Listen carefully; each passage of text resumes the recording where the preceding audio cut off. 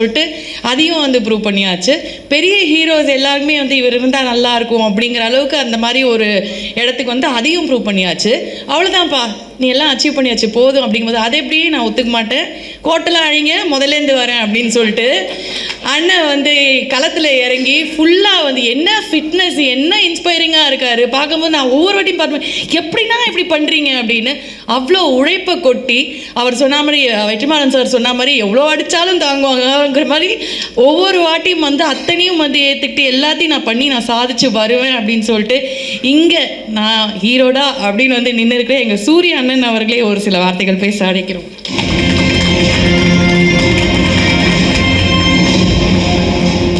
எல்லாருக்கும் வணக்கம்.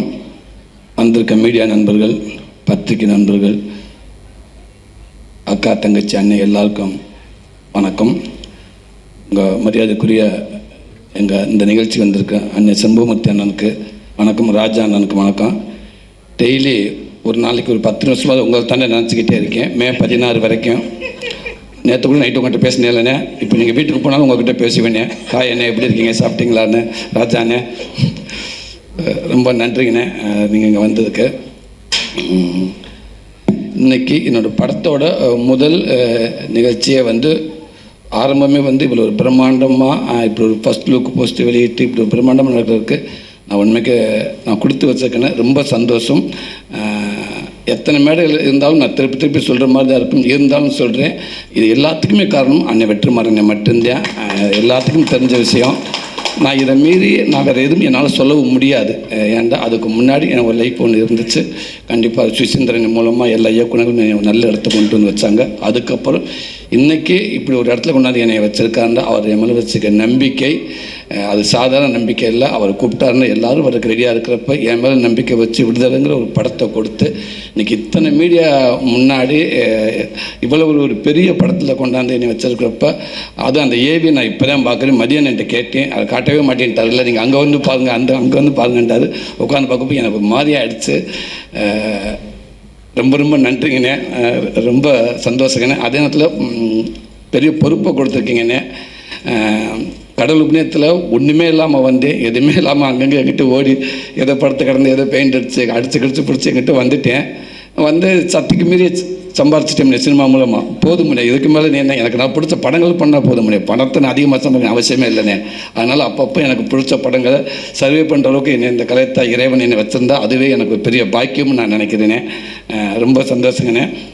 எல்ரட் குமார் அண்ணன் சொல்கிறோம், வெற்றிமாறன் சொன்ன மாதிரி அவரை பற்றி சொல்ல தேவையில்லை. அது ஒரு தொழிலாக பார்க்காம ரொம்ப பிடிச்ச ஒரு பேசனா அதுக்காக எவ்வளோ வேணாலும் மெனக்கட்டார், எவ்வளோ தூரத்துக்கும் போவார்.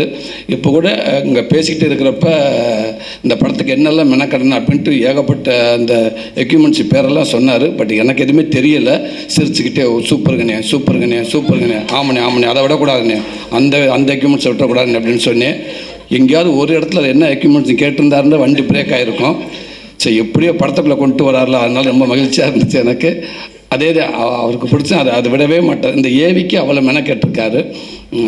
ரொம்ப நன்றி. திருப்பியும் இதான நியாயமும் கூட. ஒரு விடுதலைங்க படத்து மூலமாக வந்து இவ்வளோ பெரிய எனக்கு ஒரு அங்கீகாரத்தை கொடுத்து மறுபடியும் நான் உங்கள் படத்துக்குள்ளே வந்து நிற்கிறேன். இதுதானே எனக்கு ஒரு மிகப்பெரிய நியாயமும் கூட.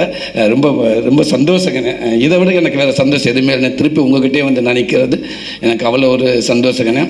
அதுக்கும் வெற்றி வந்த காரணம் என்னென்னா, விடுதலைக்கு அப்புறம் கருடனும் அதுவும் எனக்கு வெற்றிமாறன் மூலமாக அவருடைய பங்களிப்பு நிறையா இருந்துச்சு. அண்ணன் எனக்கு ஒரு நல்ல ஒரு கூடவே இருந்தாங்க, எனக்கு ஒரு சப்போர்ட் பண்ணிகிட்டே இருந்தாங்க. எதுவாக இப்போ நான் பண்ணிகிட்டு இருக்க மாமன் கூட அந்த கதையை போய் நான் அண்ணங்கிட்ட சும்மா எப்பயுமே சொல்கிறப்ப ஓகே சொல்லி இந்த கதை நல்லாயிருக்கு, இன்றைக்குள்ள சூழலுக்கு இப்படி ஒரு ஃபேமிலி இப்படி ஒரு கதை கண்டிப்பாக தேவை, எல்லாத்துக்கும் பிடிக்கும். சில விஷயங்கள் இப்படி இதை எடுத்துக்கிட்டு பண்ணால் கண்டிப்பாக இதுவும் நல்லா வரும் அப்படின்னு ஒரு நம்பிக்கை கொடுத்தாரு. அதுக்கப்புறம் தான் வந்து நான் குமார் சார்கிட்ட சொல்லி இயக்குனர் பிரசாந்த் பாண்டியத்தை சொல்லி அந்த ப்ராஜெக்ட் வந்து இன்றைக்கி ரொம்ப சூப்பராக ரொம்ப நல்லாவே வந்திருக்கிறாங்க. எப்பவுமே அண்ணன் கூட இருந்துக்கிட்டே இருக்காங்க. மதிய அண்ணன் வெற்றிமாறன் ஷூட்டிங் ஸ்பாட்டில் பார்த்துருக்கேன். ஒரு நல்ல ஒரு சின்சியரான ஒர்க்கர்ஸ் அவரை நான் பார்த்துக்கிட்டே இருந்திருக்கேன். இப்போ அதே மாதிரி அவங்க சொன்ன மாதிரி இந்த கதையை ரெடி பண்ணிவிட்டு அவங்களுக்குள்ளே இவ்வளோ இது நடந்துகிட்டே இருந்துக்கு ரொம்ப நாளாகவே. சமீபத்தில் என்னை கூப்பிட்டு இந்த கதையை சொல்லிவிட்டு அதே நேரத்தில் நீங்கள் இருந்தால் நல்லா இருக்கும்னு வெற்றி சார் சொன்னார் அப்படின்னு சொன்னார். குமார் சாரும் எல்ரட் குமார் சாரும் சொன்னாங்க அப்படின்னு சொன்னார். அப்படின்னு ரொம்ப சந்தோஷம் அப்படின்னு இன்றைக்கி ஒரு சூப்பர் கதையில் கொண்டு வந்து என்னை உட்கார வச்சுருக்காரு. ரொம்ப ரொம்ப நன்றிங்கண்ணே, ரொம்ப நன்றிண்ணே. காரணம் இன்னொன்று, இந்த இந்த இந்த உலகம் வந்து உண்மைக்கே நான் மதுரையில் தான் இருக்கேன், ஒரு 150 கிலோமீட்டர் தள்ளி தான் இருக்கேன். நமக்கே தெரியல இப்படி ஒரு கேம் இருந்திருக்குன்றது தெரியவே இல்லை. எந்த அளவுக்கு நம்ம ஜல்லிக்கட்டை வந்து ஜல்லிக்கட்டுக்காக நம்ம போராடினோமோ, நம்மளுடைய கலாச்சாரத்துக்காகவும் நம்முடைய ஒரு வீரத்துக்காகவும் நம்ம போராடினோமோ, அது அப்படியே இந்த படத்தில் அது தரையில் நடந்துச்சு, இது கடலில் நடக்குது.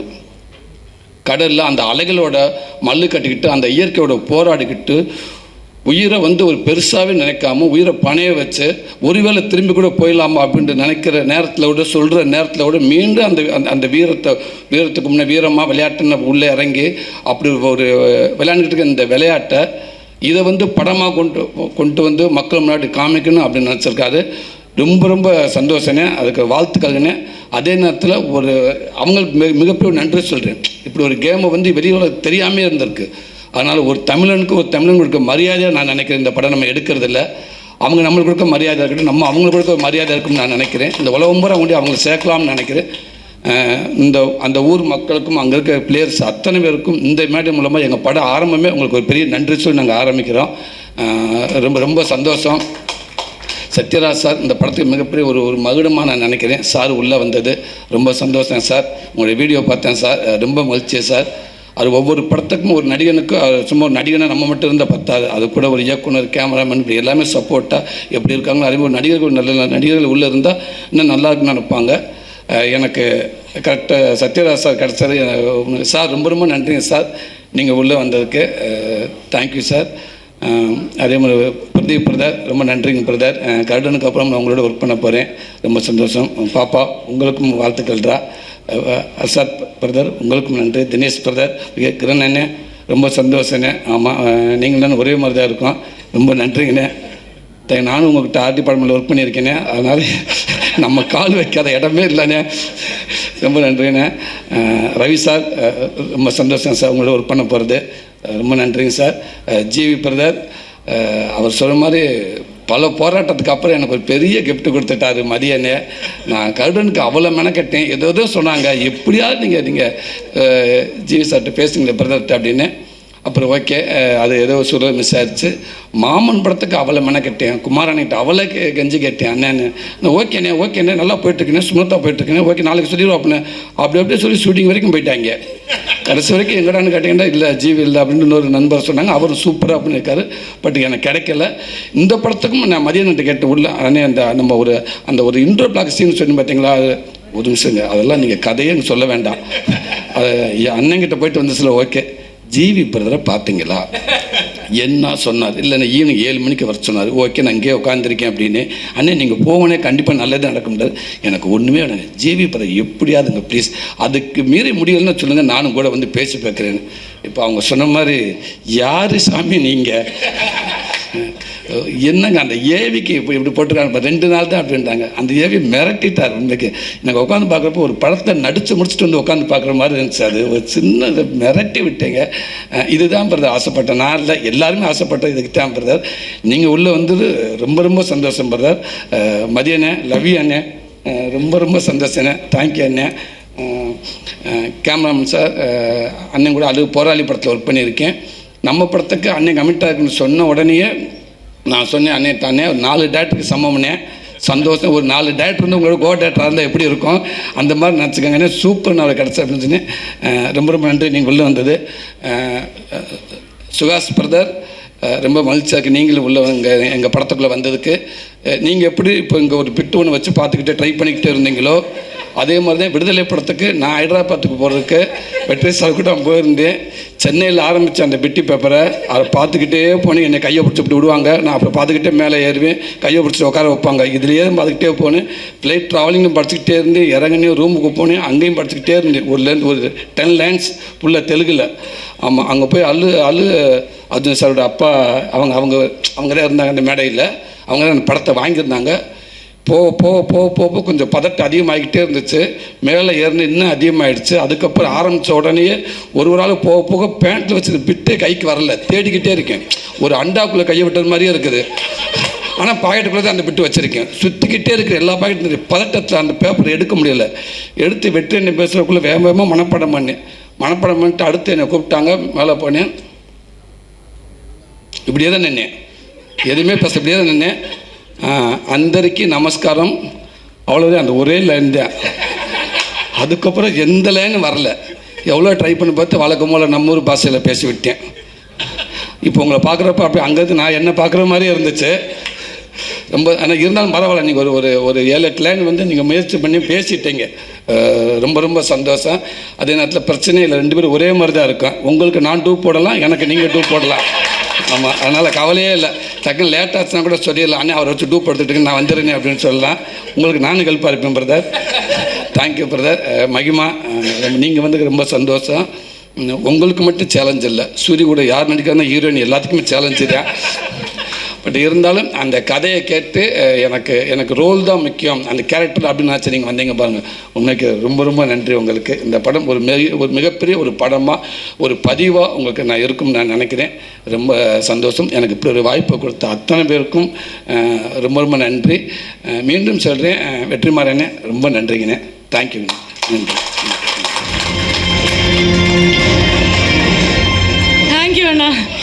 அதாவது எங்கே ஹீரோ ஆகிட்டாரு, இனிமேல் நம்மளை சிரிக்க வைக்க மாட்டாரோ அப்படின்னு யோசிச்சா இந்த மாதிரி ஃபங்க்ஷனில் வந்து சிரிக்க வச்சுருவாருன்னு நினைக்கிறேன்.